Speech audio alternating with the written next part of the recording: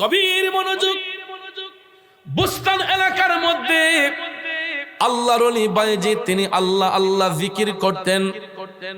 আবার একটা অসৎ নারী ছিল, ওই অসৎ নারীটা টাকার বিনিময়ে তার দেহ বিক্রি করত। এমন অসৎ নারী আমাদের দেশেও তো আছে, টাকার বিনিময়ে এদের যৌবন বিলায় দেয়। কথা কোন আছে না?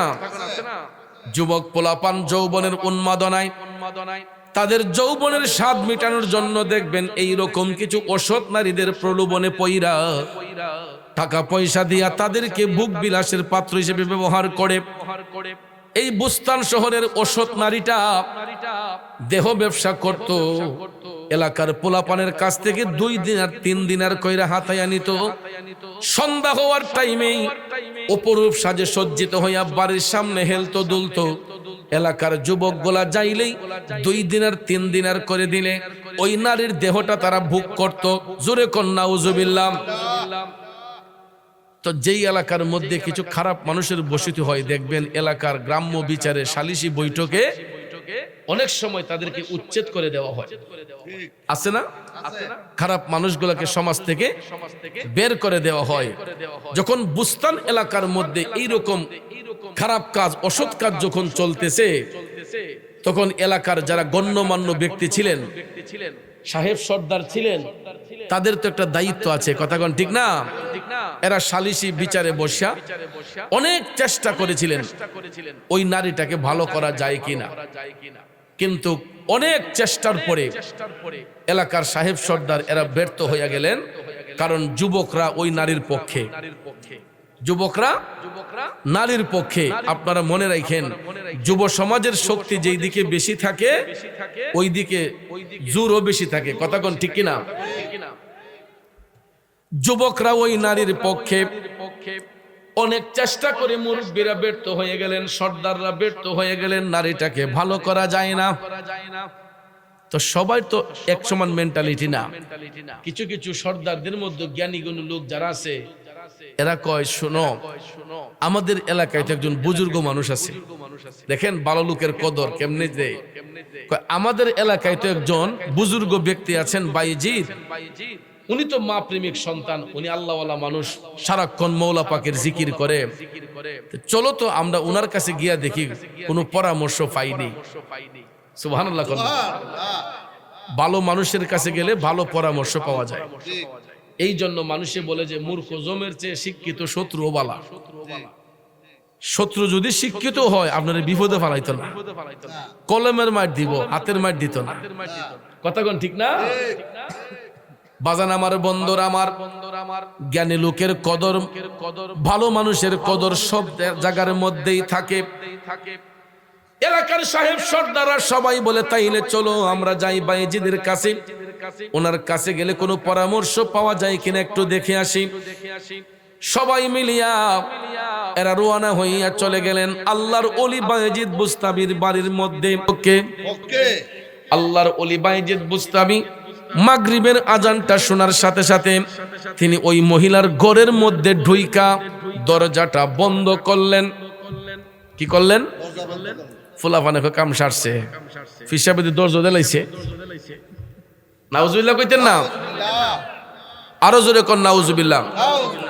বায়েজিদ বুস্তামি ঘরের মধ্যে প্রবেশ কইরা, ওই মহিলা তো ডরাইয়া আল্লাহর ওলির সামনে আসে না, তিনি ঘরের ভিতরে ঢুইকা দরজা বন্ধ করেন, কেবলামুখী হইয়া মাগরিবের নামাজ পড়লেন, সালাতুল আওয়াবিন পড়লেন, এশারের নামাজ পড়লেন। এশারের নামাজ পড়িরা বায়েজিদ বুস্তামি ডাক দিলেন, মাগো মা, ও দরদি মা, তুই আমার কাছে আই। মহিলাটা ভিতর থেকে বের হয়ে আসলো। যখন আল্লাহর ওলি বায়েজিদ ডাক দিলেন, তখন আল্লাহর ওলি বায়েজিদ তাকে বললেন, মাগো, ও মা, তুই যে খারাপ কাজ করস, এলাকার পোলা পান্ডে নষ্ট করস, কেন গো মা এই কাজ করস? কয়, আল্লাহ আমারে রূপ যৌবন দিছে হুজুর, আমি তো অন্য কাজ করলে টাকা কম পাই, এই জন্য আমার রূপ যৌবন দিয়া এই ব্যবসাটা করলে আমি কিছু টাকা পয়সা বেশি ইনকাম করতে পারি। নাউজুবিল্লাহ কোন? বায়েজিদ বুস্তামি বললেন, মারে তুই এক রাইতে পোলাপানিতে কত টাকা ইনকাম করস? আমার 30-40 দিনার হয়ে যায় প্রতি রাইতে। বাইজিদ বুস্তামি বললেন, যেহেতু তুমি টাকার কাছে বিক্রি হও, তাইলে আমি আজকে তোমার টাকা দিয়ে কিনতে চাই। আল্লাহু আকবার। বাইজিদ বুস্তামি ডাক দিয়া বললেন, মা, টাকার বিনিময়ে যেহেতু তুই তোর দেহ বিক্রি করস, আজকে আমি তোকে টাকা দিয়ে কিনবো। বেডি কয়, আপনি এতলা টিয়া দিতে পারবেন? বাইজিদ বুস্তামি বললেন, কত লাগবে বল। কই, যেহেতু 30-40 দিনের আমাকে প্রতি রাত্রে গনতে পারি, আমাকে 40 দিনের যদি দেন তাইলে আমি বিবেচনা করব।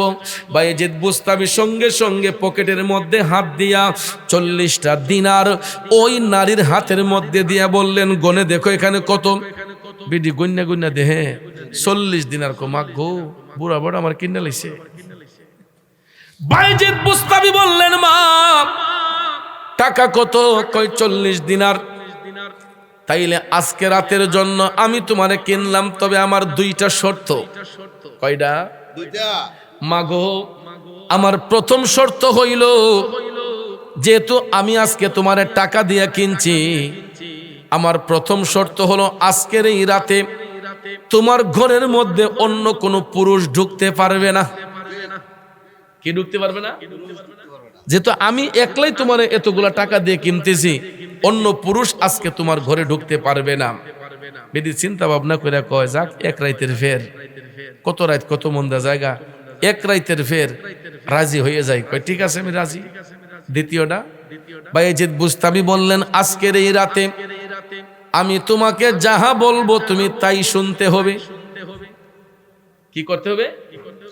আমি যা বলবো তোমাকে তাই শুনতে হবে, কারণ আমি তোমার একা টাকা দিয়ে কিনছি। কথা কোন ঠিক না? ঠিক। এরে নিয়াজপুরের বন্ধুরা, ও আমার বাবাজিরা, অনেকক্ষণ চিন্তা ভাবনা করে এই অসৎ নারী রাজি হইয়া গেল এক রাইতের ফের। কয়, ঠিক আছে।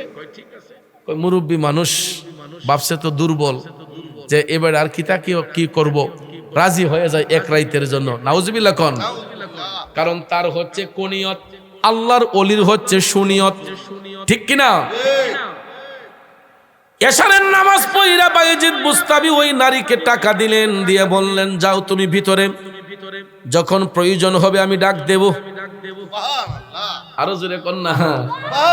বাইজিদ বুস্তামি বললেন, যাও তুমি তোমার রুমে যাও, ভিতরে যাও, প্রয়োজন হলে আমি তোমাকে ডাক দেব।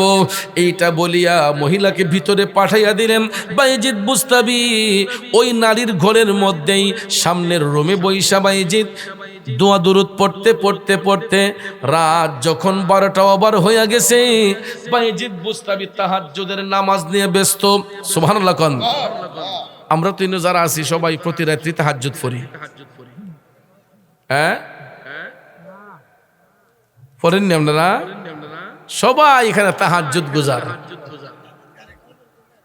তাহাজ্জুদ পড়ব দূরের কথা, ওয়াক্তের নামাজই নাই। ঠিক না? ঠিক। আল্লাহর ওলিগণ সম্পর্কে মন্তব্য করার আগে একটু বুঝে শুনে করবেন। আল্লাহর ওলিরা এরা ফরজের পাশাপাশি নফল বন্দেগী বেশি করতেন, কারণ ফরজ ইবাদতের মাধ্যমে বান্দার গুনাহ মাফ হয়, আর নফল বন্দেগীর মাধ্যমে বান্দা আল্লাহর ওলি হয়। সুবহানাল্লাহ কোন। নামটার কারণে কিছু কইতে পারতাছি না। নাম দিছে Abul Ulaiya decorators and digital sound system ও মাইক সার্ভিস, কিন্তু কামটা তো এমন না। গলা মলা হাইয়া একদম সুইরা লিতেছে। নামের গুণ তো কিছু তাসির অদরহার আছে, নামটা তো দিছেন ফাটাফাটি নাম, এর লাগে এখন মুখদা কিছু আইলো ডুব গিলা লাউন লাগে, খুব কষ্ট হইতেছে। বাজান আমার বন্ধুরা, আমার বাইজিদ বুস্তামি আর কোন লাইলেন না, কারণ বেশি টাইট করলে বাইটটা ছিঁড়ে জায়গা যেন আছে নিতে। বাজান আমার বন্ধুরা, আমার বাইজিদ বুস্তামি তিনি তাহাজ্জুদের নামাজ পড়তেছেন। কিসের নামাজ? তাহাজ্জুদের নামাজ পড়া ফজরের জন্য অপেক্ষায়। ওইদিকে মহিলাটা চিন্তা করতেছে, কিরে সারাটা রাত আমি আমার যৌবন নিয়ে বসে রইলাম, এলাকার পোলাপান আমারে দেখলে পাগল হইয়া যায়, এলাকার পোলাপানে আমারে দেখলে তাদের মাথা নষ্ট হয়ে যায়, কখন আমাকে ভোগ করবে। কিন্তু লোকটা এতগুলা টাকা দিয়ে আমারে কিনলো, রাত শেষ হইয়া যাইতেছে, তার কন্ট্রাক্টও শেষ হইয়া যাইতেছে, কারণ কিনছেন কয় রাতের জন্য। বন্ধুরা আমার, রাত প্রায় শেষের দিকে, ফজরের পূর্বক্ষণে ওই নারীটা বাধ্য হইয়া আইসা বাইজিদ বুস্তাবিরে ডাক দেয়া কয়, হুজুর এতগুলা টাকা দিয়ে আমারে কিনলেন, এলাকার পোলাপান পাগল হইয়া যায় আমাকে ব্যবহার করার জন্য, ভোগ করার জন্য। আপনার তো সময় চলে যাচ্ছে, এখনো কি আপনি আসবেন না? বাইজিদ বুস্তাবি তখন একটা ধমক দিয়া বললেন, এ হতভাগ্য মা, এ পুরা কপাল্লা মারে, তোর কি এখনো শিক্ষা হয় নাই? এখনো কি আমারে চিনতে পারস নাই রে মা? মহিলাটা লজ্জায় পড়ে গেছে। বাইজিদ বুস্তাবি বললেন, মা তুমি একটা জগ পানি নিয়ে আসো। তাড়াতাড়ি দৌড়াইয়া এক জগ পানি আনলো। আল্লাহর ওলি বাইজিদ বলতেছেন, মাগো এবার ওই পানিটা দিয়া তুমি ওযু করে আসো। কয় আমার জীবনও তো ওযু করছি না। বাইজিদ বুস্তাবি বললেন, আজকে তো করণ লাগবে, ঠিক না বেঠিক? কারণ আমি তো তোমার টাকা দিয়ে কিনছি, মারে আমি তো তোমার আগেই বলছি আমি যা কইমু তাই শুনতে হবে, যেহেতু আমার হাতে সময়ও কম, তাড়াতাড়ি করো, ওযু কইরা আসো। তখন ওই মহিলা ওযু কইরা আসছে। কি কইরা আসছে? বাইজিদ বুস্তাবি যেই নামাজের মুসল্লায় নামাজ পড়তেন, ওনার নিজের নামাজের মুসল্লাটা ওই মহিলার হাতে দিয়ে বললেন, মাগো মা, এই সময়টা গো মা রহমতের সময়, এই সময় আমার আল্লাহ বান্দার ডাকে সাড়া দেয় রে মা। এই ফজরের টাইমে ভোরবেলা আল্লাহ পাবার সময় গো মা, তুই কেবলামুখী হইয়া নামাজের মধ্যে দাঁড়াইয়া আমার আল্লাহর কুদরতি কদমে সেজদা কর। বেডি কো, হুজুর আমি তো জীবনে নামাজ পড়ছি না। বাইজিদ বুস্তাবি কয়, আজগা ফরন লাগবে, কারণ আমি তো তোমার টাকা দিয়ে কিনছি, আমার কতই আমি যা বলবো তাই শুনতে। যাও, তোমাকে বলছে তুমি নামাজের মুসল্লায় দাঁড়াইয়া আল্লাহর কুদরতি কদমে সেজদা করো। করণ লাগবো নিও। এবার মহিলাটা যখন ওয়াদাবদ্ধ হইল, এখন তো নামাজ না পড়িলে উপায় নাই, ফজরের টাইমে আজান হলো, মহিলাটা নামাজের মুসল্লার মধ্যে দাঁড়াইল। ওইদিকে বাইজিদ বুস্তাবি টপ টপ করে চোখের পানি ছাইরা কান্না করে, মৌলাজি তোমার রহিম নামটি থাকিতে আমি পাপী ডুহিবা যাইতাম নি, করিম রহিম নামটি তোমার আল্লাহ কাদের গুনি আমি পাপী ডুইবা যাইতাম নি। এ নবীর প্রেমিকেরা গো, একটা জবান বন্ধ রাখবেন না, চিৎকার মেরে বলি ইয়া ওয়ালি আল্লাহ। বিসমিল্লাহির রহমানির রহিম।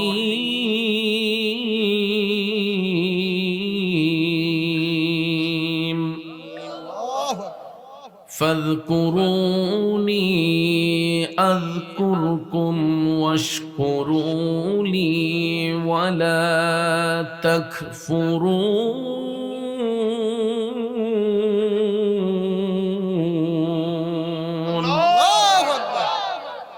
সাদাকাল্লাহুল আযীম ওয়া সাদাকা রাসূলুহুন নাবিয়্যুল হাবিবুল কারীম। ونحن على ذلك من الشاهدين والشاكرين والحمد لله رب العالمين. ربي صل وسلم وبارك عليهم. উপস্থিত ঐতিহ্যবাহী শ্রীরামপুর দক্ষিণ পাড়া নিয়াজপুর যুব সমাজের উদ্যোগে কবরবাসীর আত্মার মাগফিরাত কামনায় আয়োজিত আজকের এই তৃতীয় বার্ষিক ওয়াজ ও দোয়ার মাহফিল 2026 ইংরেজি সনের সম্মানিত সভাপতি অত্র এলাকার কৃতি সন্তান মোহাম্মদ শাহ আলম সাহেব সহসভাপতি, অত্র এলাকার কৃতি সন্তান জনাব মোহাম্মদ মোহরম আলী সাহেব, যিনি আজকের প্রধান অতিথির বক্তব্য রেখে গিয়েছেন নবীনগর পৌরসভার সাবেক স্বনামধন্য মেয়র, নবীনগর উপজেলা বিএনপির সাবেক সহসভাপতি, আমার শ্রদ্ধাভাজন বড় ভাই মোহাম্মদ মাইনুদ্দিন মাইনু সাহেব, প্রধান মেহমান নবীপুরের কৃতি সন্তান বিশিষ্ট সমাজসেবক মোহাম্মদ শামসুজ্জামান হেলাল ভাই।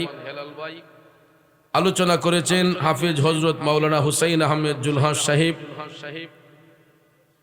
মঞ্চ উপবিষ্ট আমার অত্যন্ত স্নেহের সুমিষ্ট ভাষী মুজাহিদ আহলে সুন্নাত হজরত মাওলানা মোহাম্মদ ইসমাইল হুসেন আল কাদরি সাহেব মদ্দজিল্লাহুল আলিয়া, মাহফিলের প্রধান পৃষ্ঠপোষক বিশিষ্ট সমাজসেবক মোহাম্মদ রিপন খন্দকার সাহেব, মাহফিল পরিচালনায় আছেন শায়ের হাফেজ মোহাম্মদ নাজমুল হাসানি ওয়াল হুসাইনি সাহেব। বিশেষ মেহমান, বিশেষ অতিথি, সার্বিক সহযোগিতায় জিনাদের নাম এসেছে, প্রত্যেকের নাম নেওয়াটা বিশেষ প্রয়োজন। একাধিক নাম থাকার কারণে সবার নাম উল্লেখ করতে না পারলেও শ্রেণীভেদে সকলের প্রতি আন্তরিক স্নেহ শ্রদ্ধা ভালোবাসা রইল। মঞ্চে আসেন ওলামায়ে আহলে সুন্নাত, আমার শ্রদ্ধেয় মুরব্বিয়ানে কেরাম, যুবক ভাইয়েরা, ছাত্র ভাইয়েরা, পর্দানিশীন মা বোনেরা, সবার প্রতি আবারও আন্তরিক সালাম। আসসালামু আলাইকুম ওয়া রাহমাতুল্লাহি ওয়া বারাকাতুহু। রব্বুল ইজ্জতের আলিশান দরবারে অসংখ্য অগণিত শুকর গুজার করার পর প্রিয় নবী সরকারে দু আলম নূরে মুজাসসাম মুহাম্মদ রাসূলুল্লাহ সাল্লাল্লাহু তাআলা আলাইহি ওয়াসাল্লামের শানে নাতে মুস্তাফা দুরুদে মুস্তাফা সাল্লাল্লাহু আলাইহি ওয়াসাল্লাম পরিবেশন করে আপনাদের খেদমতে মহাগ্রন্থ আল কোরআনুল কারীমের সর্ববৃহৎ সূরা সূরাতুল বাকারা 2 নম্বর পারার 152 নম্বর আয়াতে পাক তেলাওয়াত করেছি। রাত গভীর, সময় সংক্ষেপ, খুব অল্প সময়ে আয়াতে পাকের মূল অর্থ তাফসিরের ভাষায় কিছু আলোচনা এসেছে, এইগুলো উপস্থাপন করে মিলাদ শরীফ হবে, আরেকটু জিকিরের তালিম হবে। পরিশেষে মিলাদ ও কিয়ামে মুনাজাতের মাধ্যমে আমরা তাবারুক গ্রহণ করে আপন আপন বাড়িতে যাব। আল্লাহ পাক যেন শেষ পর্যন্ত বসার সুযোগ দান করেন, আমরা বলি আমিন। আজকে আলোচনার শুরুতেই একটু জিকির করেছি, কষ্ট হয়েছে আপনাদের? জিকির করেছি কার মহব্বতে? কাকে পাওয়ার জন্য? আল্লাহকে পাওয়ার জন্য। কারণ ভাত খাইলে, ফল খাইলে পেটের ক্ষুধা নিবারণ হয়, আর আল্লাহ নবীর শান গাইলে আশেকদের রুহের ক্ষুধা নিবারণ হয়। পেটের ক্ষুধাই একটা, রুহের ক্ষুধা একটা।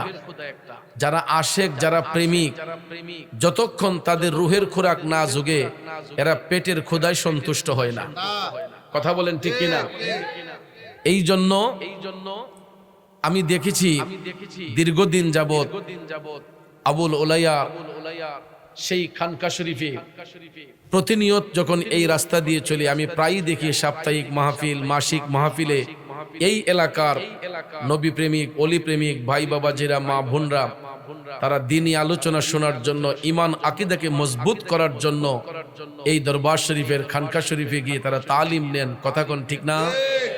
এই জন্য আমার দৃঢ় বিশ্বাস এই আশেপাশে বা আমার প্যান্ডেলের ভিতরে যারা আছেন সবাই নবী প্রেমিক, অলি প্রেমিক।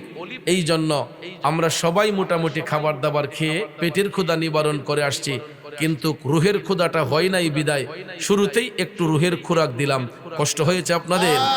ইনশাল্লাহ একটু আলোচনা হবে, পরে আরেকটা জিকির হবে। রাজি আছেন? আল্লাহ পাক যেন আমাদেরকে শেষ পর্যন্ত কবুল করেন, সবাই বলি আমিন। প্রিয় ভাইয়েরা আমার, এই পৃথিবীতে আল্লাহ তাআলা যত জাতি সৃষ্টি করেছেন এরই মধ্যে পৃথিবীর শ্রেষ্ঠ জাতি হলো আশরাফুল মাখলুকাত, মানুষ জাতি। কথা কোন ঠিক কিনা? কারণ পৃথিবীর সমস্ত প্রাণী দেখবেন বস্ত্রবিহীন চলাফেরা করে, আর একমাত্র আল্লাহর সৃষ্টি আদম সন্তানরা বস্ত্র সহকারে চলাফেরা করে। আমরা দুনিয়াতে আসার সাথে সাথেই আমাদের উপর শরীয়তের ঢাকনা পড়ে যায়, কথা কোন ঠিক কিনা? তাহলে এই যে একটা বিশেষ নিয়ামত আমাদেরকে দিয়েছেন, ধন্য করেছেন কে? আল্লাহ। এই নিয়ামত দিয়ে ধন্য করেছেন কে? আল্লাহ। তো পৃথিবীতে আল্লাহর নিয়ামতের কোনো শুকরিয়ার কোনো পারাপার নাই। আপনি সৃষ্টির যেদিকেই তাকাইবেন, প্রত্যেকটা দিকে তাকালেই আমার আল্লাহকে খুঁজে পাওয়া যায়, ঠিক না ঠিক? গাছ, বৃক্ষ, তরু, লতা, জমিন, আসমান, যা কিছু আছে, মানব দানব, যত কিছু আছে পৃথিবীতে, সব কিছুর মূলেই স্রষ্টাকে। জোরে বলেন কে? নাকি আপনাদের সন্দেহ আছে? যুবক ভাইয়েরা আমার, বন্ধুরা আমার, গভীর মনোযোগ। এই জন্য আল্লাহ রাব্বুল আলামিন পৃথিবীর শ্রেষ্ঠ জাতি মানুষ জাতিকে সৃষ্টি করিয়া শ্রেষ্ঠত্ব দান করিয়া আল্লাহ তাআলা আবার স্মরণ করিয়ে দিচ্ছেন আমাদেরকে। বিসমিল্লাহির রহমানির রহিম।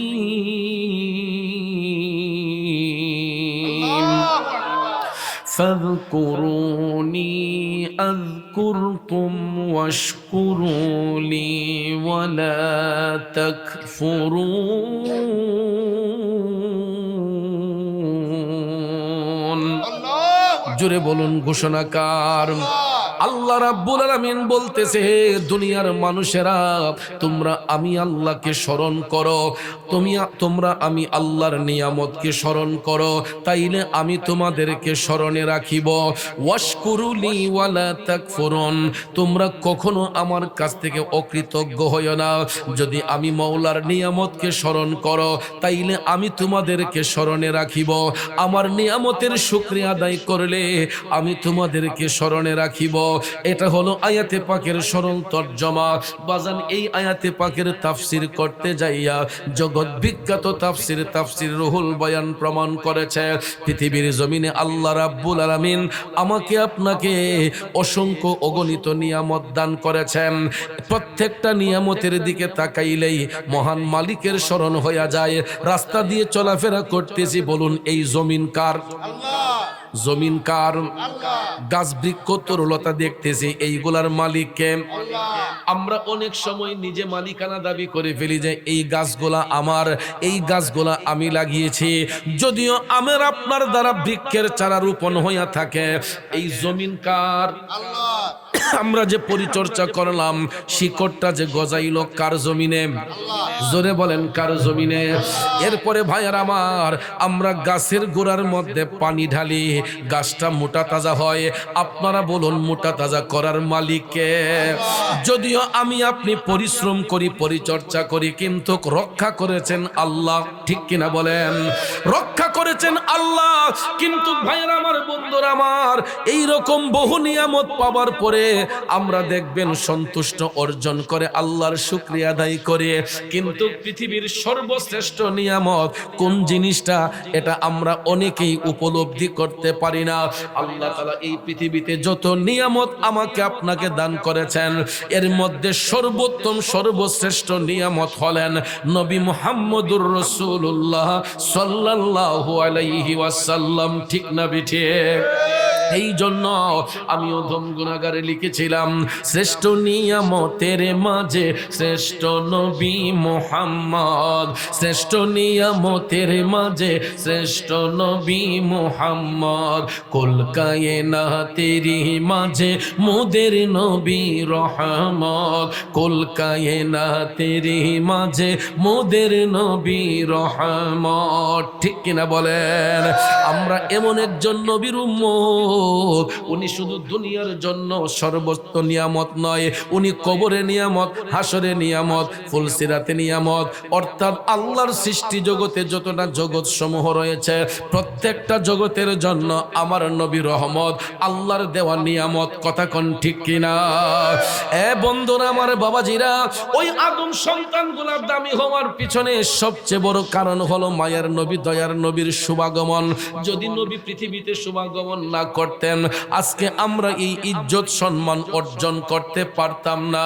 এই জন্য বাজান আমার বন্ধুরা আমার, আল্লাহ রাব্বুল আলামিন বলেছে, হে জগৎবাসীরা, আতিউল্লাহ ওয়া আতিউর রাসূল, তোমরা আমি আল্লাহর ইত্তেবা করো, সাথে সাথে আমার হাবিবের ইত্তেবা করো।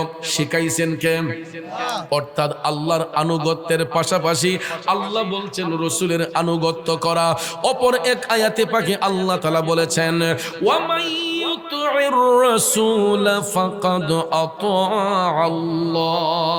আল্লাহ তাআলা শিখায়া বলতেছে, যারা আমার নবীর আনুগত্য করবে, যারা আমার রাসূলের আনুগত্য করলো, তারাই মূলত আমি আল্লাহর আনুগত্য করলো। অর্থাৎ নবীর আনুগত্য করা মানেই আল্লাহর আনুগত্য করা। এখন আপনারা বলে, তাই বলে কি রাসূল আল্লাহ থেকে বড় হয়ে গেছেন? না না না, এটা কখনো সুন্নি জামাত বলে না রে বাজান।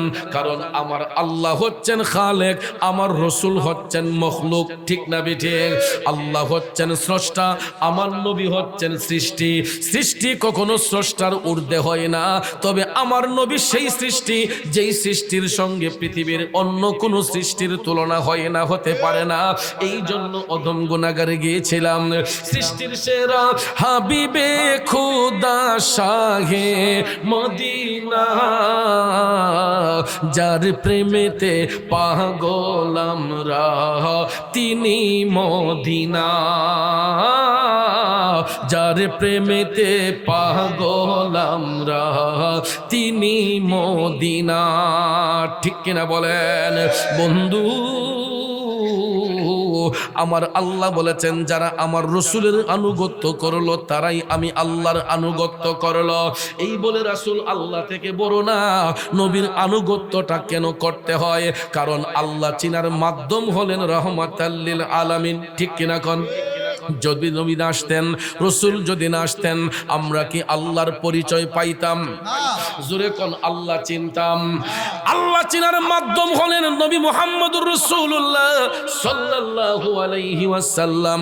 কারণ নবী আসার পরে কোরআন এসেছে, নবী আসার পরে বাইতুল্লাহর পবিত্র হতে হয়েছে। কারণ যেই কাবার জন্য পৃথিবীর কোটি কোটি মানুষগুলা আমরা পাগল পারা হইয়া থাকি, ওই কাবা কিন্তু আমার নবীর শুভাগমনের পূর্বে মুসলমানদের জিম্মায় ছিল না। যদিও ছিল, কাফের মুশরিকরা সেটা দখল করিয়া বাইতুল্লাহ শরীফের চতুর্পার্শ্বে প্রতিমা স্থাপন করত, মূর্তির পূজা করত, অগ্নির পূজা করত। আপনারা বলুন তো, দেবদেবীর পূজা কি মুসলমানের ইবাদত? আগুনের পূজা কি মুসলমানের ইবাদত? নবীর প্রেমিকেরা, ও সম্মানিত মা বোনরা গো, তখন আমাদের মুসলিম মিল্লাতের আদি পিতা হযরতে বাবা ইব্রাহিম আলাইহিস সালাম আমার মওলা পাকের কাছে অ্যাপ্লিকেশন করেছিলেন, আল্লাহ আমি ইব্রাহিম তোমার বাইতুল্লাহ নির্মাণ করেছি, কিন্তু তোমার ঘরের পবিত্রতা রক্ষা করতে পারছি না। এমন একজন রাসূল তুমি মক্কা নগরীর মধ্যে পাঠাও, যেই নবীরে পাঠাইলে শুধু মক্কা শরীফ আর কাবা শরীফ নয়, তোমার তামাম জাহান চিরকালের জন্য আলোকিত হয়ে যায়। এই অ্যাপ্লিকেশনটা করতে দেরি হয়েছে, আমার আল্লাহর কাছে কবুল হতে দেরি হয় নাই। সাথে সাথে আমার আল্লাহ নূরের নবীকে সূরতে বাশার রূপ দান করে এই বিশ্বভুবনের মধ্যে পাঠাইয়া জগৎকে আলোকিত করেছেন, কাবাকে পবিত্র করেছেন। ঠিক না বেঠিক? এই জন্য ভাইয়ের আমার, আপনারা বলুন তো, কাবা কার ঘর? কাবা হচ্ছে আল্লাহর ঘর, আর রাসূল হচ্ছেন আল্লাহর নূর। সুবহানাল্লাহ কোন? ঘরকে আলোকিত করতে হলে বাতির প্রয়োজন হয়। এই যে একটা ঘর আপনারা বানাইলেন, এখানে সামিয়ানা দিয়া, যদি ডায়নামো না থাকতো, বাতি যদি না থাকতো, এই সামিয়ানার কোনো মূল্য ছিল? প্যান্ডেলের কোনো মূল্য ছিল? এটা অন্ধকার থাকতো না, আলোকিত থাকতো। ওরে নিয়াজপুরের বাবাজিরা, শ্রীরামপুরের বাবাজিরা, আমার নবী কামলিওয়ালা আসার আগে বাইতুল্লাহ শরীফ অন্ধকার ছিল, গোটা পৃথিবী অন্ধকার ছিল। এই অন্ধকার পৃথিবীর মধ্যে আমার আল্লাহ বাতি জ্বালাইছে নূরের নবীরে পাঠাইয়া। জোরে জোরে কন্যা সুবহানাল্লাহ। এই জন্য কবি লিখেছেন, কেউ বা বলে নবীজি কাবারো কাবা, কেউ বা বলে নবীজি কাবারো বাবা।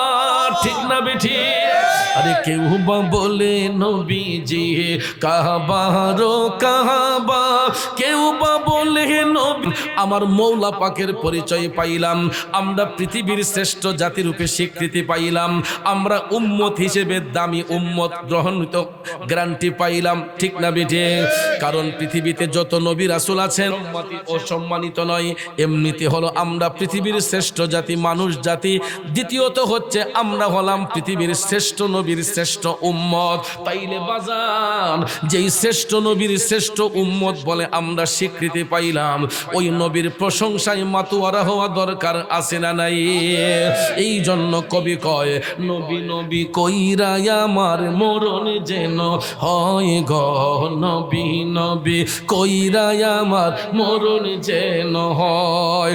আরে ওই মরণে পাইব শান্তি, ওই মরণে পাইব শান্তি, থাকবে না রে ভয়। নবী নবী কইরা আমার মরণ যেন হয় গো, নবী নবী কইরা আমার মরণ যেন হয়। খারাপ লাগতেছে বাজানোর আমার জগতের বন্ধুরা রে,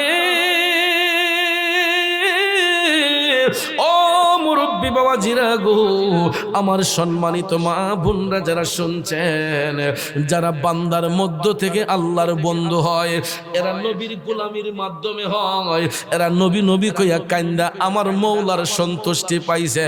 আমার নবীর আদর্শটাকে পুঙ্খানুপুঙ্খ রূপে মানার কারণে আমার আল্লাহ ওই সমস্ত নবী প্রেমিকদেরকে বন্ধুরূপে গ্রহণ করেছেন। কারণ আল্লাহর বন্ধু হওয়ার প্রথম শর্ত ইমানদার হওয়া, দ্বিতীয় শর্ত হলো তাকওয়া অর্জন করা। যারা ইমানদার হবে তারা আল্লাহকে মানবে, পরকালকে মানবে, আমার নবীকে বিশ্বাস করবে। আর নবীকে বিশ্বাস যারা করবে এরা হবে ইমানদার, এরা হবে তাকওয়াবান। আর যারা হবে ইমানদার তাকওয়াবান এরাই হবে আমার আল্লাহর বন্ধু। আর ওই ইমানদারদেরকে আমার আল্লাহ আহ্বান করে বলতেছেন, ইয়া আইয়ুহাল্লাযীনা আমানুস্তাঈনু বিস-সাবরি ওয়াস-সালাহ। উচ্চস্বরে বলুন সুবহানাল্লাহ। আল্লাহ রাব্বুল আলামিন বেঈমানকে ডাকেন নাই, মুনাফিককে ডাকেন নাই, দাজ্জাল কাজ্জাবকে ডাকেন নাই, সমস্ত মানুষকে আল্লাহ ডাকেন নাই। এখানে আল্লাহ তাআলা সূরা বাকারার 153 নম্বর আয়াতে পাকে বলেছেন, ইয়া আইয়ুহাল্লাযীনা আমানু, হে আমার ঈমানদারেরা। সুবহানাল্লাহ। এখানে যদি আমানু শব্দ আল্লাহ ব্যবহার না করতেন, যদি বলতেন ইয়া আইয়ুহান নাস, তাইলে সমস্ত মানুষকে ডাকা হইতো। আমার আল্লাহ সমস্ত মানুষকে ডাকেন নাই, আল্লাহ তাআলা বলেছেন ইয়া আইয়ুহাল্লাযীনা আমানু, হে আমার ইমানদারের দলেরা, ইস্তাইনু, তোমরা আমি আল্লাহর কাছে সাহায্য প্রার্থনা করো। প্রথমেই আল্লাহ বলেছেন বিসসবরি, ধৈর্যের সাথে। তারপরে আল্লাহ বলেন ওয়াসসালাহ, এবং নামাজের সাথে। ধৈর্য এবং নামাজের প্রেম যার মধ্যে থাকবে ওই ব্যক্তিটাকে আমার আল্লাহ বন্ধুরূপে গ্রহণ করবে। কিন্তু বাজান আমার বন্ধুরা, আমার সত্যিকারের নামাজি কয়জন খুঁজে পাইবেন? নামাজ পড়ি আল্লাহর সন্তুষ্টির জন্য, কিন্তু দেখবেন অনেক মুসল্লি আছে নামাজে দাঁড়াইয়া সিজদা করব আল্লাহরে মন চলে যায় চাষ্টলে, সিজদা দিব আল্লাহরে মন চলে যায় টেলিভিশনে, সিজদা দিব আল্লাহরে মন চলে যায় বন্ধুর কাছে। তাইলে আমার আল্লাহ সিজদা পাইল কই? ও নামাজ পড়ো রে গহিনে ডুবিয়া, নামাজ পড়ো। ও বাজান, নামাজ শুধু পড়লেই হবে না, নামাজ নামাজের মতো পড়তে হবে। কিছু কিছু নামাজি আছে দেখবেন সূরা কালাম ঠিক নাই, ভালো করে সহি শুদ্ধ করে তেলাওয়াত নাই, শুধু হুপুর জুপুর হুপুর জুপুর। 1 মিনিটে পারলে 4 রাকাত পড়ে লাই। আসেনি এমন? দেখবেন সময় লাগে না।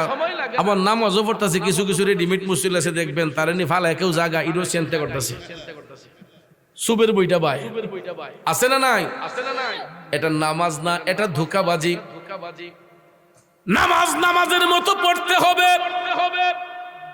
বন্ধুরা আমার, বাবাজিরা,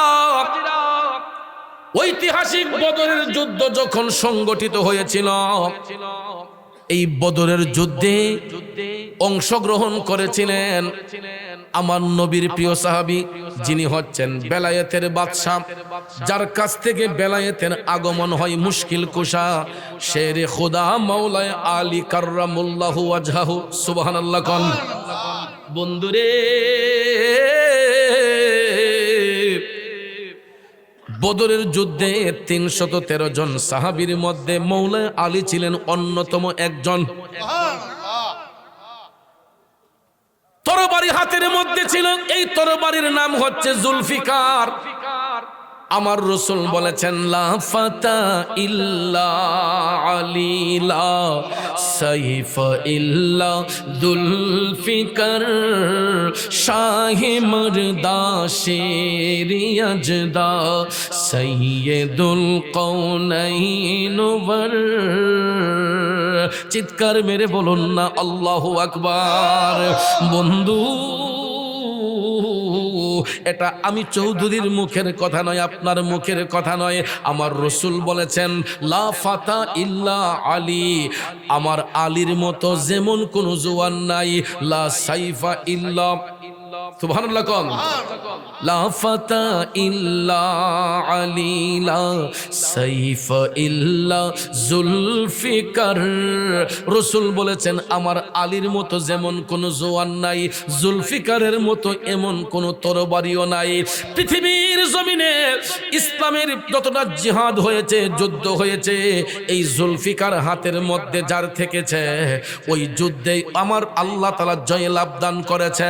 যদিও মুসলমানের সংখ্যা কম ছিল, ঐতিহাসিক বদরের যুদ্ধে মাত্র ৩১৩ জন সাহাবী নবীর পক্ষে ছিলেন। কাফেরের সংখ্যা ছিল ১৫০০ বেশি, ১৫০০ বেশি। মনোযোগ বাবাজিরা, আমার বন্ধুরা, আমার জুলফিকার তরবারিটা ঐতিহাসিক বদরের ময়দানে মৌলা আলীর হাতে ছিল, আর কারবালার ময়দানে ওই জুলফিকার তরবারিটা ছিল ইমাম হুসাইন আলাইহিস সালামের হাতে। কথা কোন ঠিক কিনা বন্ধু? এবার চিন্তা করেন এই তরবারির মধ্যে আমার আল্লাহ কেমন জাদু দিয়া রাখছে, কেমন শক্তি আমার আল্লাহ দিয়া রাখছে। মৌলা আলী ঐতিহাসিক বদরের যুদ্ধে এই জুলফিকার তরবারি হাতের মধ্যে নিয়ে যখন দাঁড়াইলেন, যখন ঘুরাইতে লাগলেন, শত্রুপক্ষরা তীর মারতেছে, একটা একটা তীর তিনি ফিরিয়ে ফেলতেছেন, কারণ এটা এত দ্রুত কাজ করত। মৌলা আলী যেই দিকে ধরতেন সেই দিকে একটা আঘাত আইসা লাগতো না। কিন্তু ভাগ্যের নির্মম পরিহাস বন্ধু, হঠাৎ করে দেখা যায় একটা ধারালো তীর আইসা মৌলা আলীর পা মুবারকের মধ্যে ঢুইকা গেছে।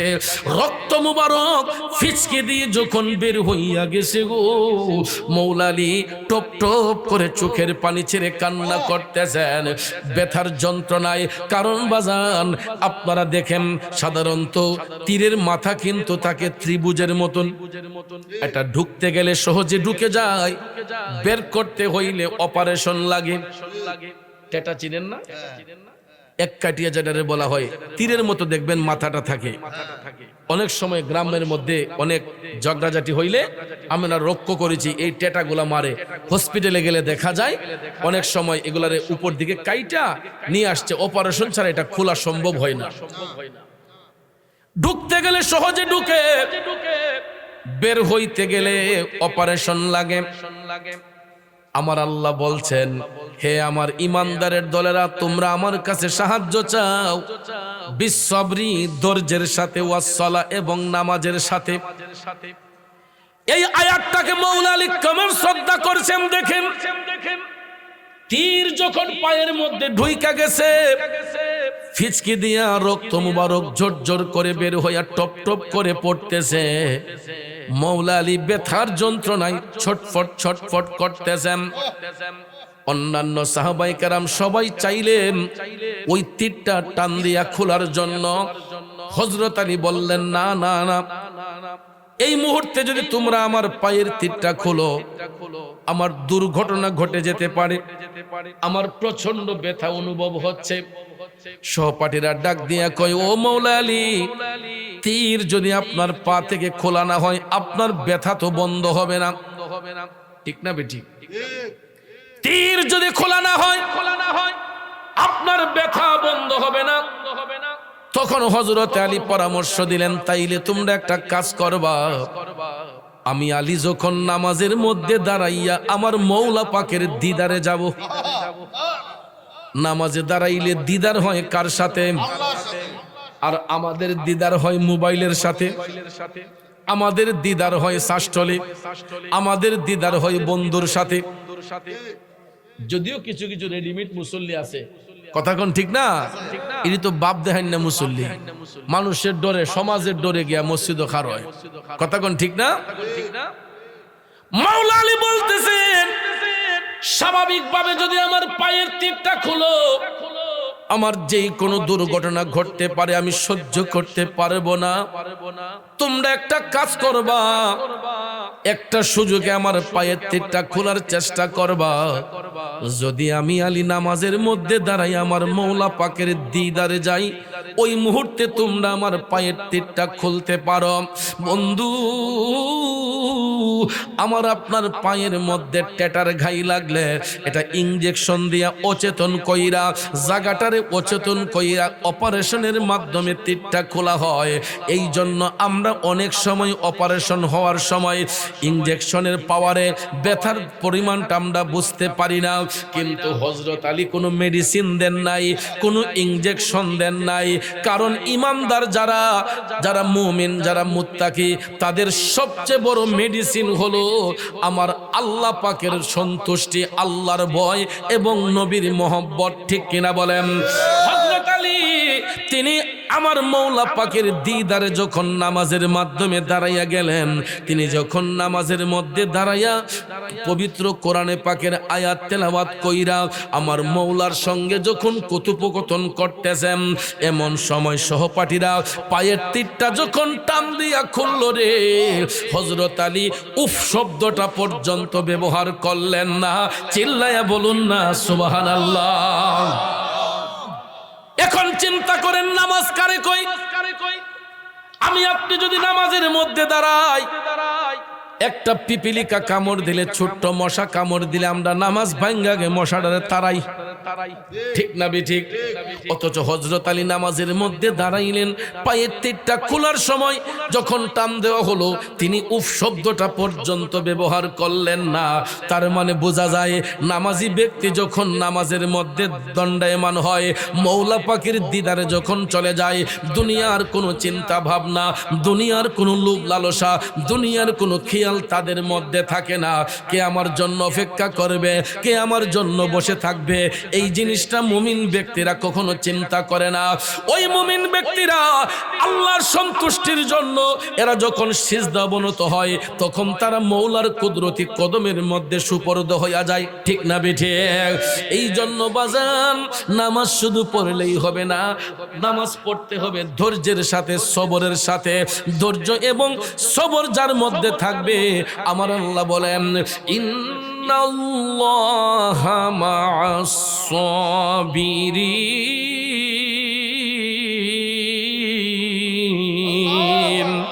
নিশ্চয় আমি আল্লাহ সবরকারীদের অন্তর্ভুক্ত, ধৈর্যশীলদের অন্তর্ভুক্ত। এই জন্য ভাইয়ারা আমার, এই ধারাবাহিকতায় বুজুর্গানে কেরাম সাহাবায়ে কেরামকে অনুসরণ করে, কারণ সাহাবায়ে কেরাম আমার নবীকে অনুসরণ করেছেন, আর তবেঈনগণ সাহাবায়ে কেরামদেরকে অনুসরণ করেছেন।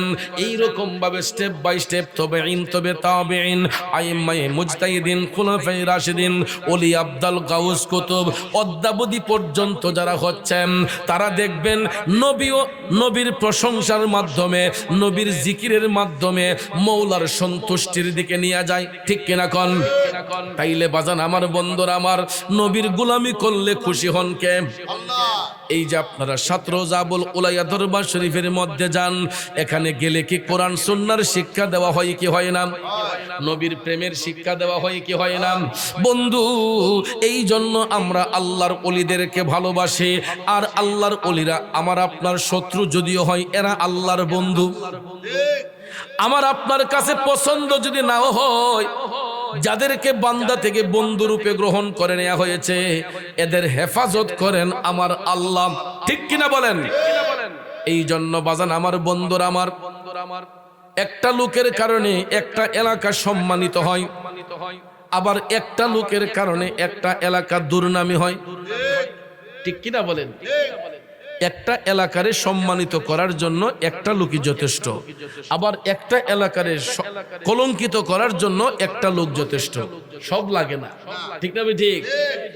আজকে এই নিয়াজপুর শ্রীরামপুরের মানুষগুলা আপনাদের এখানে খানকা শরীফ আল্লাহর ওলির মহব্বতে হওয়ার কারণে আজকে দেখেন এই সম্মানে শ্রীরামপুর নাম ঢুনলে কয় আবুল ওলায় খানকা দাস।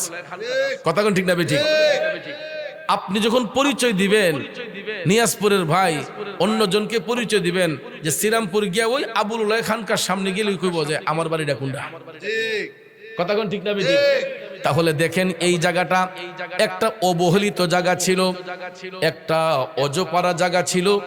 বন্ধুরা আমার, আশেপাশে কোনো ঘর ছিল না, বাড়ি ছিল না, এখনো কিন্তু রীতিমতো ঘর বাড়ি হয় নাই। কিন্তু দেখেন আল্লাহর ওলিরা কেমন জায়গাগুলাকে আবাদ করে, যেই জায়গার মধ্যে কোনো লোকের বসতি হয় না, সেই জায়গাগুলা আল্লাহর ওলিগণ পছন্দ করে নির্জনে মওলাকে পাবার জন্য। আজকে আল্লাহর ওলি 17,000 আল্লাহর ওলিগণ এখানে খানকা শরীফ নির্মাণ করার কারণে এই এলাকার মানুষগুলা তরিকতের সুদা পান করতেছে। ঠিক কিনা কোন? আমরা আল্লাহর ওলিদের দরবারে যাই কাকে খুশি করার জন্য? আল্লাহ পাওয়ার জন্য, নবীর দিন পাওয়ার জন্য। কথা কোন ঠিক কিনা? কিন্তু আমাদের দেশে দেখবেন অনেক সময় ওলি আল্লাহর দরবারে গেলে আমাদেরকে অনেক ধরনের ফতোয়াবাজি দেখায়, শিরিক বেদাতের ফতোয়া দেয়। দেয়নি বাজান?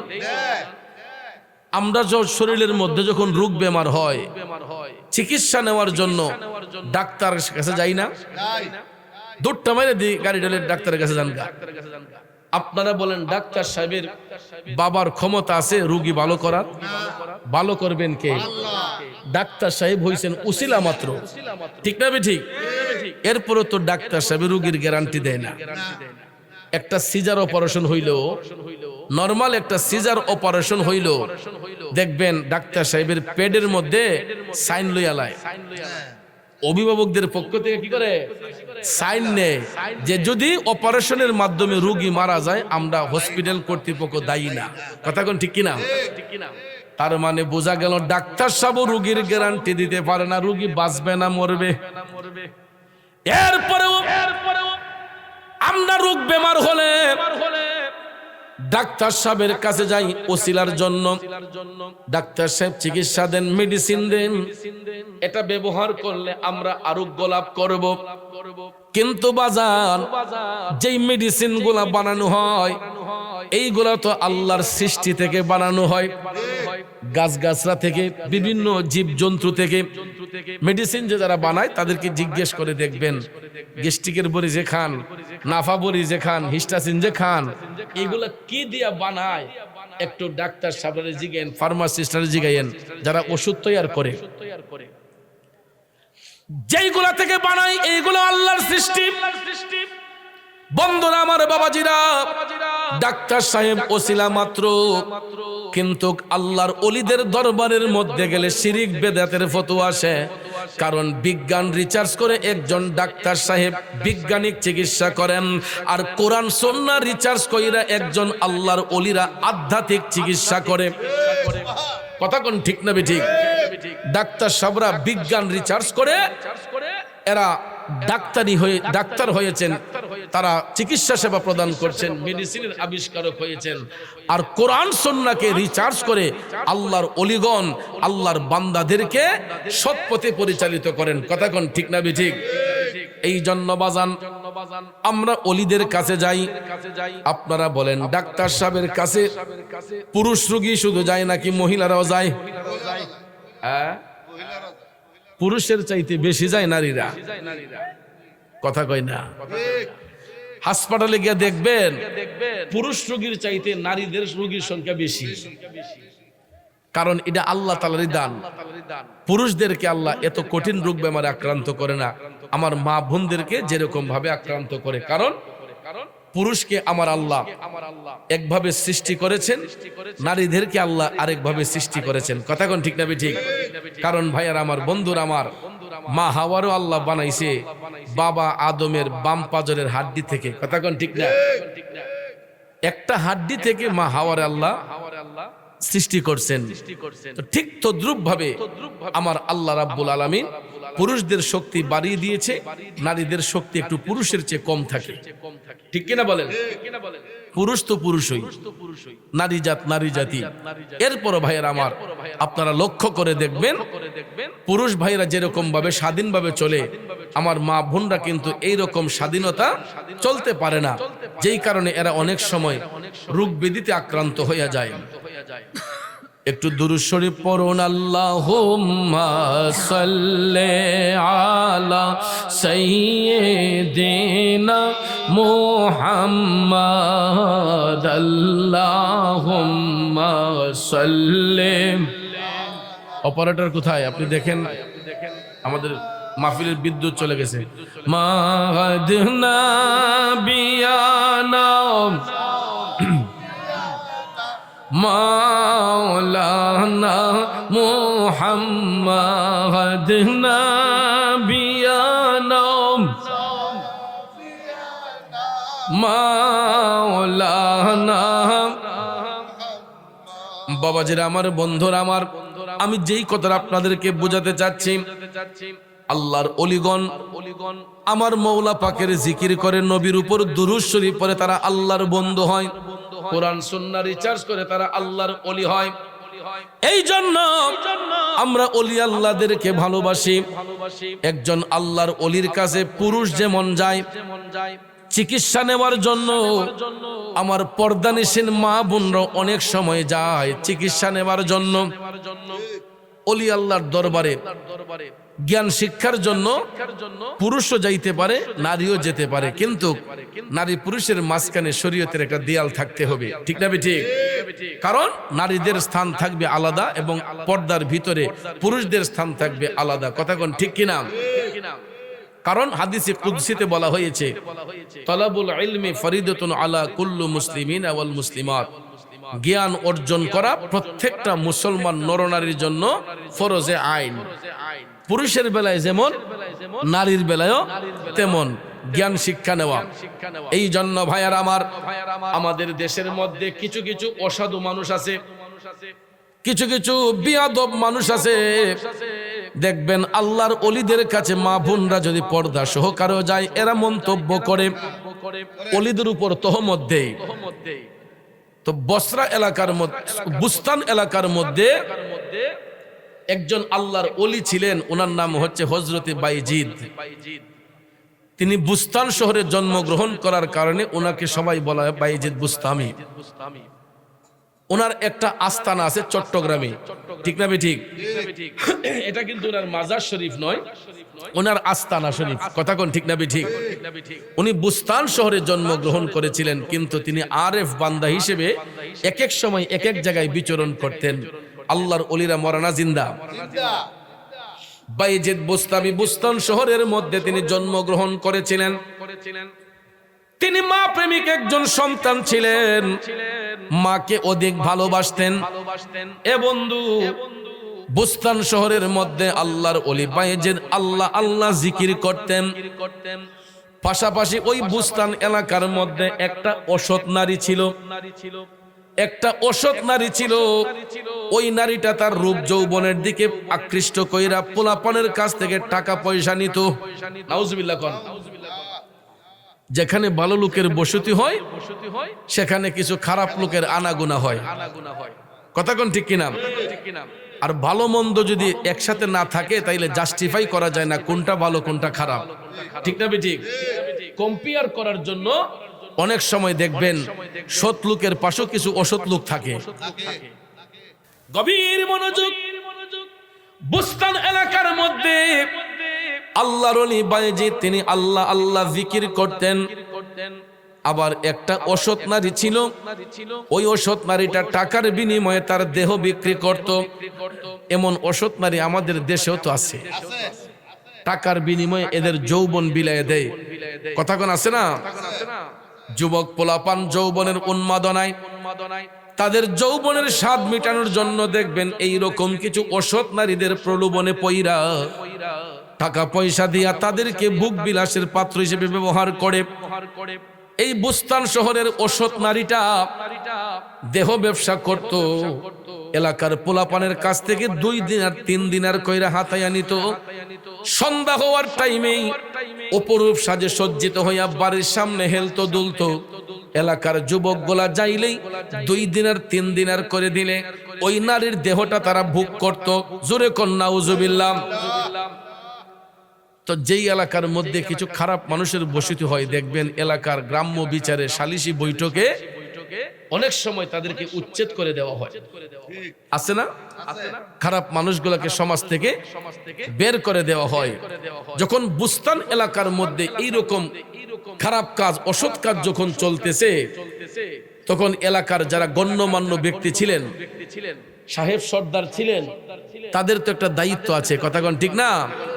এরা সালিশি বিচারে বসা অনেক চেষ্টা করেছিলেন ওই নারীটাকে ভালো করা যায় কিনা, কিন্তু অনেক চেষ্টার পরে এলাকার সাহেব সর্দার এরা ব্যর্থ হইয়া গেলেন। কারণ যুবকরা ওই নারীর পক্ষে, যুবকরা নারীর পক্ষে। আপনারা মনে রাখেন, যুব সমাজের শক্তি যেই দিকে বেশি থাকে ওই দিকে জোরও বেশি থাকে, কথাগণ ঠিক কিনা? যুবকরা ওই নারীর পক্ষে অনেক চেষ্টা করে মুরব্বীরা ব্যর্থ হয়ে গেলেন, সর্দাররা ব্যর্থ হয়ে গেলেন, নারীটাকে ভালো করা যায় না। তো সবাই তো এক সমান মেন্টালিটি না। কিছু কিছু সর্দারদের মধ্যে জ্ঞানী গুণী লোক যারা আছে, এরা কয় শোনো, আমাদের এলাকায় তো একজন বুজুর্গ মানুষ আছে, দেখেন ভালো লোকের কদর কেমনে দেয়। আমাদের এলাকায় তো একজন বুজুর্গ ব্যক্তি আছেন বাইজিদ, উনি তো মা প্রেমিক সন্তান, উনি আল্লাহওয়ালা মানুষ, সারাক্ষণ মৌলা পাকের জিকির করে। চলো তো আমরা উনার কাছে গিয়া দেখি, কোনো পরামর্শ পাইনি। সুবহানাল্লাহ। ভালো মানুষের কাছে গেলে ভালো পরামর্শ পাওয়া যায়। এই জন্য মানুষে বলে যে মূর্খ জমের চেয়ে শিক্ষিত শত্রু বালা। শত্রু যদি শিক্ষিত হয় আপনার বিপদে ফেলাইত না, কলমের মার দিব, হাতের মার দিত না, কথাগণ ঠিক না? বাজান আমার বন্ধুরা, আমার জ্ঞানী লোকের কদর, ভালো মানুষের কদর সব জায়গার মধ্যেই থাকে। এলাকার সাহেব সর্দাররা সবাই বলে তাইলে চলো আমরা যাই বাইজিদের কাছে, ওনার কাছে গেলে কোনো পরামর্শ পাওয়া যায় কিনা একটু দেখে আসি। সবাই মিলিয়া এরা রওনা হইয়া চলে গেলেন আল্লাহর ওলি বাইজিদ বুস্তামির বাড়ির মধ্যে। আল্লাহর ওলি বাইজিদ বুস্তামি মাগরিবের আজানটা শোনার সাথে সাথে তিনি ওই মহিলার ঘরের মধ্যে ঢুইকা দরজাটা বন্ধ করলেন। কি করলেন? ফুলাফানে কাম সারছে, ফিসাবে দরজা দিলাইছে। নাউজুবিল্লাহ কইতেন না? আরো জোরে কোন নাউজুবিল্লাহ। বাইজিদ বুস্তামি ঘরের মধ্যে প্রবেশ কইরা, ওই মহিলা তো ডরাইয়া আল্লাহর ওলির সামনে আসে না, তিনি ঘরের ভিতরে ঢুইকা দরজা বন্ধ করেন, কেবলামুখী হইয়া মাগরিবের নামাজ পড়লেন, সালাতুল আওয়াবিন পড়লেন, এশারের নামাজ পড়লেন। এশারের নামাজ পড়িরা বাইজিদ বুস্তামি ডাক দিলেন, মাগো মা, ও দরদি মা, তুই আমার কাছে আই। মহিলাটা ভিতর থেকে বের হয়ে আসলো। যখন আল্লাহর ওলি বাইজিদ ডাক দিলেন, তখন আল্লাহর ওলি বাইজিদ তাকে বললেন, মাগো, ও মা, তুই যে খারাপ কাজ করস, এলাকার পোলা পান্ডে নষ্ট করস, কেন গো মা এই কাজ করস? কয়, আল্লাহ আমারে রূপ যৌবন দিছে হুজুর, আমি তো অন্য কাজ করলে টাকা কম পাই, এই জন্য আমার রূপ যৌবন দিয়া এই ব্যবসাটা করলে আমি কিছু টাকা পয়সা বেশি ইনকাম করতে পারি। নাউজুবিল্লাহ কোন? বাইজিদ বুস্তামি বললেন, মারে তুই এক রাইতে পোলাপানিতে কত টাকা ইনকাম করস? কয়, আমার 30-40 দিনার হয়ে যায় প্রতি রাইতে। বাইজিদ বুস্তামি বললেন, যেহেতু তুমি টাকার কাছে বিক্রি হও, তাইলে আমি আজকে তোমার টাকা দিয়ে কিনতে চাই। আল্লাহু আকবার। বাইজিদ বুস্তামি ডাক দিয়া বললেন, মা, টাকার বিনিময়ে যেহেতু তুই তোর দেহ বিক্রি করস, আজকে আমি তোকে টাকা দিয়ে কিনবো। বেডি কয়, আপনি এতলা টিয়ারি পারবেন? বাইজিদ বুস্তামি বললেন, কত লাগবে বল? কই যেহেতু 30-40 দিনের আমাকে প্রতি রাত্রে গণতে পারি, আমাকে 40 দিনের যদি দেন তাইলে আমি বিবেচনা করব। বায়েজিদ বুস্তামি সঙ্গে সঙ্গে পকেটের মধ্যে হাত দিয়া 40টা দিনার ওই নারীর হাতের মধ্যে দিয়া বললেন, গনে দেখো এখানে কত। বিডি গন্যা গন্যা দেহে 40 দিনার কো মাগ গো, বুড়া বড় আমার কিনে লাইছে। বায়েজিদ বুস্তামি বললেন, মা টাকা কত? কই 40 দিনার। তাইলে আজকে রাতের জন্য আমি তোমারে কিনলাম, তবে আমার 2টা শর্ত। কয়টা? 2টা। মাগো আমার প্রথম শর্ত হইল, যেহেতু আমি আজকে তোমারে টাকা দিয়ে কিনছি, আমার প্রথম শর্ত হলো আজকের এই রাতে তোমার ঘরের মধ্যে অন্য কোনো পুরুষ ঢুকতে পারবে না। কি ঢুকতে পারবে না? যেহেতু আমি একলাই তোমার এতগুলা টাকা দিয়ে কিনতেছি, অন্য পুরুষ আজকে তোমার ঘরে ঢুকতে পারবে না। বেদি চিন্তা ভাবনা করে কয়, যাক এক রাইতের ফের, কত রাত কত মন্দা জায়গা, এক রাইতের ফের রাজি হয়ে যায়। কয় ঠিক আছে আমি রাজি। দ্বিতীয়টা, বায়েজিদ বুস্তামি বললেন, আজকের এই রাতে আমি তোমাকে যাহা বলবো তুমি তাই শুনতে হবে। কি করতে হবে? আমি যা বলবো তোমাকে তাই শুনতে হবে, কারণ আমি তোমার একা টাকা দিয়ে কিনছি। কথা কোন ঠিক না ঠিক? এরে নিয়াজপুরের বন্ধুরা, ও আমার বাবাজিরা, অনেকক্ষণ চিন্তা ভাবনা করে এই অসৎ নারী রাজি হইয়া গেল এক রাইতের ফের। কয় ঠিক আছে। কয় মুরব্বী মানুষ, ভাবছে তো দুর্বল, যে এবার আর কি করব, রাজি হয়ে যায় এক রাইতের জন্য। নাউজুবিল্লাহ কোন। কারণ তার হচ্ছে কোনিয়ত, আল্লাহর ওলির হচ্ছে সুনিয়ত। ঠিক কিনা? এশারের নামাজ পড়া বায়েজিদ বুস্তামি ওই নারীকে টাকা দিলেন, দিয়ে বললেন, যাও তুমি ভিতরে, যখন প্রয়োজন হবে আমি ডাক দেব। আরো জোরে কন্যা। বায়েজিদ বুস্তামি বললেন, যাও তুমি তোমার রুমে যাও, ভিতরে যাও, প্রয়োজন হলে আমি তোমাকে ডাক দেব। এইটা বলিয়া মহিলাকে ভিতরে পাঠাইয়া দিলেন। বায়েজিদ বুস্তামি ওই নারীর ঘরের মধ্যেই সামনের রুমে বৈশা বায়েজিদ দোয়া দুরুদ পড়তে পড়তে পড়তে রাত যখন 12টা ওভার হইয়া গেছে, বায়েজিদ বুস্তামি তাহাজ্জুদের নামাজ নিয়ে ব্যস্ত। সুবহানাল্লাহ কোন। আমরা তো যারা আছি সবাই প্রতি রাত্রি তাহাজ্জুদ পড়ি। হ্যাঁ পড়েননি আপনারা? সবাই এখানে তাহাজ্জুদ গুজার। তাহাজ্জুদ পড়ব দূরের কথা, ওয়াক্তের নামাজই নাই। ঠিক না ঠিক? আল্লাহর ওলিগণ সম্পর্কে মন্তব্য করার আগে একটু বুঝে শুনে করবেন। আল্লাহর ওলিরা এরা ফরজের পাশাপাশি নফল বন্দেগী বেশি করতেন, কারণ ফরজ ইবাদতের মাধ্যমে বান্দার গুনাহ মাফ হয়, আর নফল বন্দেগীর মাধ্যমে বান্দা আল্লাহর ওলি হয়। সুবহানাল্লাহ কোন। নামটার কারণে কিছু কইতে পারতাছি না। নাম দিছে Abul Ulaiya decorators and digital sound system ও মাইক সার্ভিস, কিন্তু কামটা তো এমন না। গলা মলা হাইয়া একদম সুইরা লিতেছে। নামের গুণ তো কিছু তাসির দরকার আছে। নামটা তো দিছেন ফাটাফাটি নাম, এর লাগে এখন মুখদা কিছু আইলো ডুব গিলা লাউন লাগে, খুব কষ্ট হইতেছে। বাজান আমার বন্ধুরা, আমার বায়েজিদ বুস্তামি আর কোন লাইলেন না, কারণ বেশি টাইট করলে বাইকটা ছিঁড়ে জায়গা যেন আছে নিতে। বাজান আমার বন্ধুরা, আমার বায়েজিদ বুস্তামি তিনি তাহাজ্জুদের নামাজ পড়তেছেন। কিসের নামাজ? তাহাজ্জুদের নামাজ পড়া ফজরের জন্য অপেক্ষায়। ওইদিকে মহিলাটা চিন্তা করতেছে, কিরে সারাটা রাত আমি আমার যৌবন নিয়ে বসে রইলাম, এলাকার পোলাপান আমারে দেখলে পাগল হইয়া যায়, এলাকার পোলাপানে আমারে দেখলে তাদের মাথা নষ্ট হইয়া যায়, কখন আমাকে বুক করবে। কিন্তু লোকটা এতগুলা টাকা দিয়ে আমারে কিনলো, রাত শেষ হইয়া যাইতেছে, তার কন্ট্রাক্টও শেষ হইয়া যাইতেছে, কারণ কিনছেন কয় রাতের জন্য। বন্ধুরা আমার, রাত প্রায় শেষের দিকে, ফজরের পূর্বক্ষণে ওই নারীটা বাধ্য হইয়া আইসা বায়েজিদ বুস্তামিরে ডাক দিয়া কয়, হুজুর এতগুলা টাকা দিয়ে আমারে কিনলেন, এলাকার পোলাপান পাগল হইয়া যায় আমাকে ব্যবহার করার জন্য, ভোগ করার জন্য।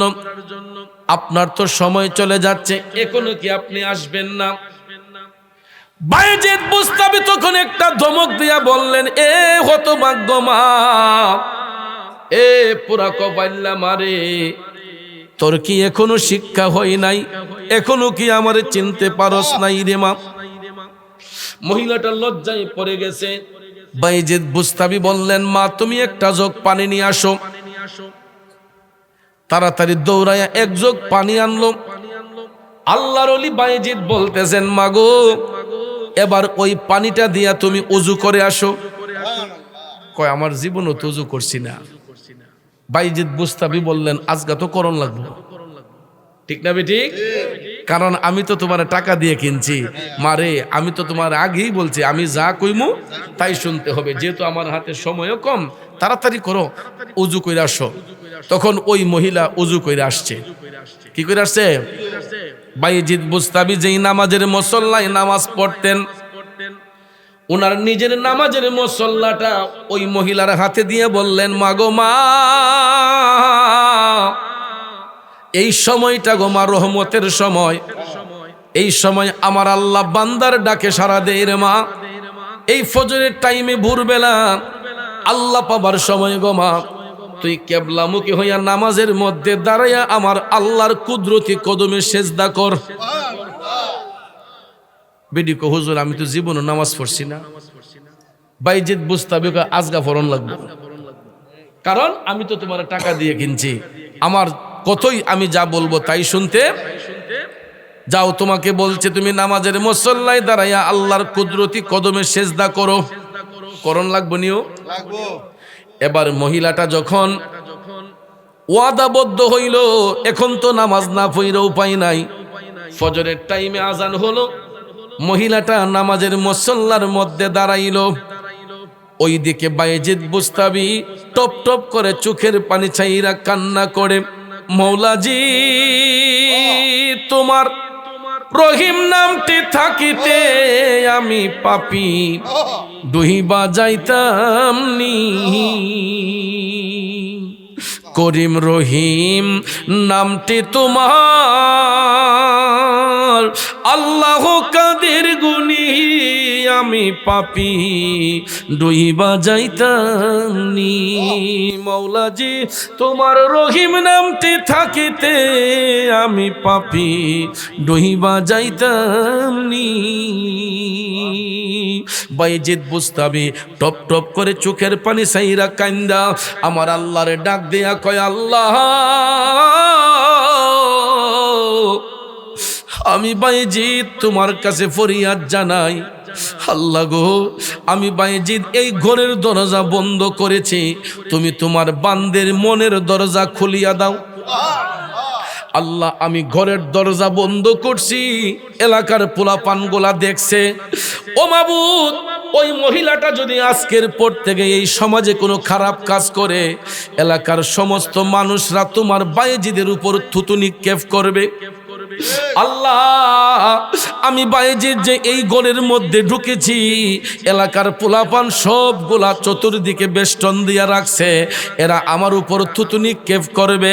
ওই মহিলা যদি আজকের পর থেকে সমাজের মধ্যে কোনো খারাপ কাজ করে, আপনারা বলেন আল্লাহর ওলিরা যখন আমার আল্লাহর কাছে চোখের পানি ছাইরা দেয়, আল্লাহ কি আর বরদাস্ত করতে পারে? আমার আল্লাহর কাছে সবচাইতে বেশি দামি হচ্ছে বান্দার চোখের পানি। আর উনি তো শুধু বান্দা না, উনি আল্লাহর বন্ধু। আল্লাহর বন্ধু যখন চোখের পানি ছাইরা আমার মওলারে ডাক দেয়া কয়, আল্লাহ ওই মহিলা যদি আজকের পর থেকে সমাজে কোনো খারাপ কাজ করে, তাইলে আমি বায়েজিদ লজ্জায় এই মুখ আর সমাজে দেখাতে পারবো না, এলাকার মানুষগুলো আমারে ধিক্কার দিবে, থুতু নিক্ষেপ করবে। এই বলে যখন বায়েজিদ কান্না করতেছেন, অপর দিকে মহিলাটা নামাজের সিজদার মধ্যে পইরা টপ টপ করে ঢেকরাইয়া ঢেকরাইয়া কান্না কইরা ডাক দিয়া বলতেছে, হুজুর হুজুর, নামাজের মধ্যে এত মজা এত স্বাদ আমি আগে জানতাম না। হুজুর নামাজের মধ্যে যে এত মজা এত স্বাদ আমি আগে জানতাম না।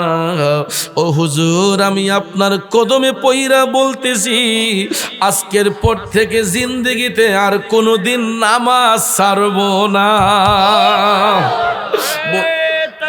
আল্লাহু আকবার, ইয়া রাসূলুল্লাহ। আরে বেহিসাবে দিন গেল আমার পাক পড়ুয়ার, বেহিসাবে দিন গেল আমার। আরে চুল হইতে চিকন করছো, হীরা হইতে ধার, আরে ফুলসিরাটা কেমনে হব পার, মৌলায় আমি গুনাহগার, বেহিসাবে দিন গেল আমার। ঠিক কিনা কম?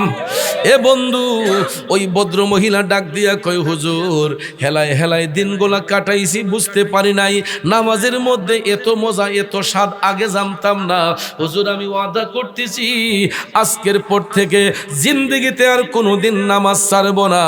হুজুর, আমি এটাও ওয়াদা করতেছি আজকের পর থেকে এই এলাকার কোনো পরপুরুষ আমার চেহারা আর দেখবে না। আল্লাহর ওলিদের কাছে গেলে শিক্ষা ভালো আসে না খারাপ আসে? এই জন্য কবি বলেছেন, তুমি পরশ আমি লোহা, ও মুর্শিদ দেখিবারে পাই,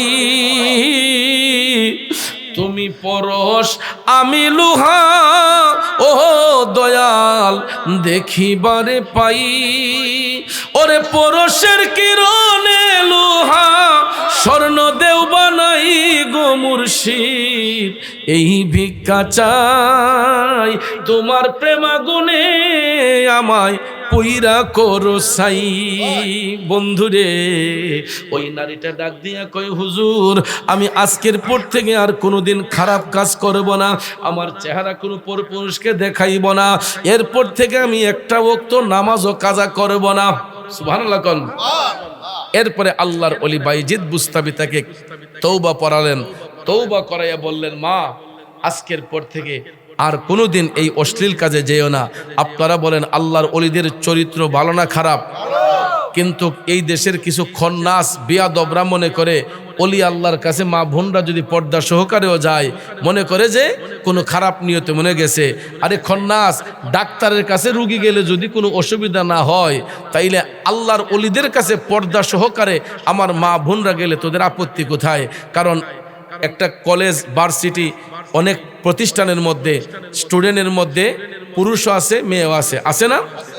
সবাই যদি শিক্ষা নিতে পারে, উপযুক্ত মেয়েরা কলেজ ভার্সিটির শিক্ষা নিতে পারে, টিচারের সামনাসামনি হয়, কথাগণ হয় না?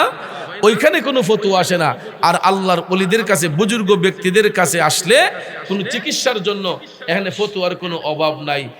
ধিক্কার জানাই ওই সমস্ত ব্যক্তিদেরকে, কারণ জ্ঞান শিক্ষা করা শুধু পুরুষের জন্য নয়, তলাবুল ইলমি ফরিদাতুন আলা কুল্লু মুসলিমিন ওয়াল মুসলিমাত, জ্ঞান অর্জন করা প্রত্যেক মুসলমান নরনারীর জন্য ফরজে আইন। কথা কোন ঠিক কিনা? এই জন্য ভাইয়ের আমার, চোখের পর্দা রাখতে হবে, চোখকে আপনার ভালো জায়গার মধ্যে রাখতে হবে, নোংরামি করে তাকানো যাবে না। কথা কোন ঠিক না ঠিক? এই জন্য আল্লাহর ওলিগণ তারা আল্লাহর প্রতিনিধি, আল্লাহকে সন্তুষ্ট করেছেন তারা নবীর গোলামির মাধ্যমে, নবীর মহব্বতে।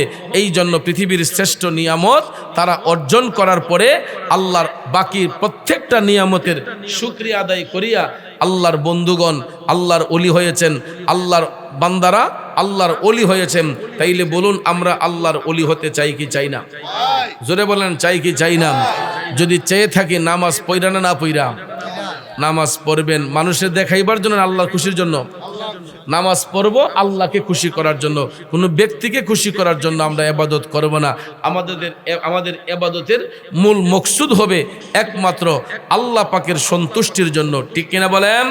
তো যাক ভাইয়েরা আমার, বন্ধুরা আমার, আমি কম মানুষের ভিড়ে এই প্রথম মনে আজকে নবীনগর আলোচনা করছি। আর নবীনগর উপজেলার ভিতরে আজকেই মনে হয় এত কম মানুষ নিয়ে আমি ওয়াজ করছি। এটা আসলে আপনাদের দোষ নয়, এটা আপনাদের এলাকা ছোট, বাড়ি ঘর কম, বসতি কম, যেই কারণে। আবার পাশে মাহফিল আছে, পাশে মাহফিল আছে, আর না হলে ওই মাহফিলের লোক চলে আসতো, আমার বিশ্বাস আশেপাশে সবাই আসতো।